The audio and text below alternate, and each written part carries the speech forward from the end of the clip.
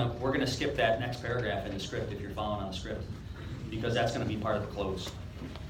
So we're going to move straight into the brochure's order, which is the 4 cornerstones. So Joe, the process that I use to work with many of my clients, and what I want to do is understand your situation the best that I can, is to go through what we call the 4 cornerstones of financial planning. And that consists of cash management and liabilities, adequate protection, investment planning, and taxes and estate planning.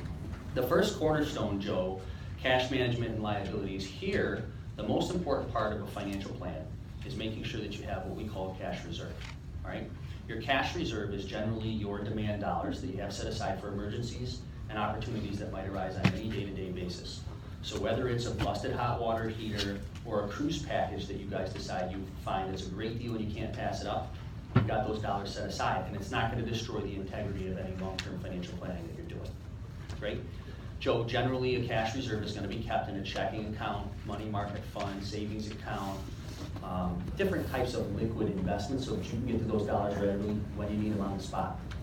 A good rule of thumb is to keep anywhere between 3 and 6 months of your overall monthly expenses set aside in a cash reserve.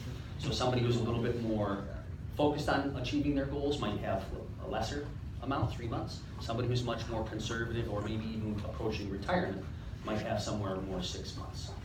Joe, how do you guys feel about your current cash reserve situation?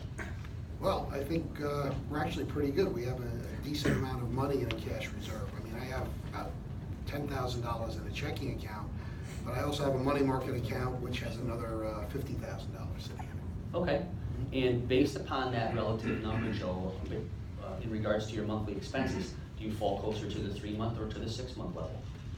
I am more to right in between. I'm about the 4-month level. Okay, so does it make you feel comfortable the amount that you have, or do you feel like you have too much? I think I have too much, quite frankly, right now. I'm thinking about what to do with it. Okay, so if I were able to help you deploy the excess cash reserve that you have towards some of your other financial goals with an effective strategy, would that be of value to you? Sure. Depends on what it is, but I'm sure I'll be able Yeah, to. well, again, we'll talk about it, but conceptually, that's the kind of advice that you're looking for. Yep. Perfect. That's great. Joe, in addition with liabilities, you know, the important part about helping people manage their liabilities is not only to generally decrease your liabilities over time, but to make sure that you're managing them efficiently so that you're not going to pay too much money in interest rates and charges and things like that over a long period of time. Tell me a little bit about some of the liabilities that you have. I'm assuming you guys have a mortgage. We do. We have about $250,000 left on our primary residence. I don't have any other debt really. You guys own the cars outright? They're both leased. Okay. So we have obligations on that for the rest of the lease, but we don't own any of the cars. But no other credit card debt. We use credit cards, but we pay them off right away. Okay, and Joe, the current loan that you have on the house, when was the last time you looked at that, and is the interest rate competitive, et cetera?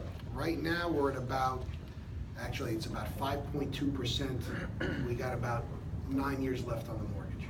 Okay, so you're feeling pretty comfortable with that, or do you think that 5.2 is something that you could do an improvement on?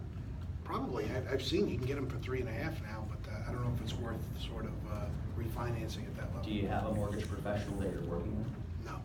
Is that something that you might consider if you could put yourself into a situation where maybe you had a 10-year loan, which is only 1 more year than you have left now, at a very reasonable interest rate, you might be able to save some money. Absolutely. Then I'd definitely be interested. That might be something that we should consider. And if you don't have anyone that you're working with, I'm sure we could find together a professional that would help you out with that, and maybe be able to get you into a better situation than you're at. Make sense? Yeah, absolutely. I'm not sure. It's not the part of the business that I'm necessarily in, the mortgage loan business, but I'm sure we can find somebody that can help us take a look at that. Sounds good. All right. So Joe, once you have your cash management and liabilities really set into a good place, the next cornerstone is the adequate protection cornerstone. Scott, you want to stop there after the cash management? Just a question. Any thoughts? I mean, we did.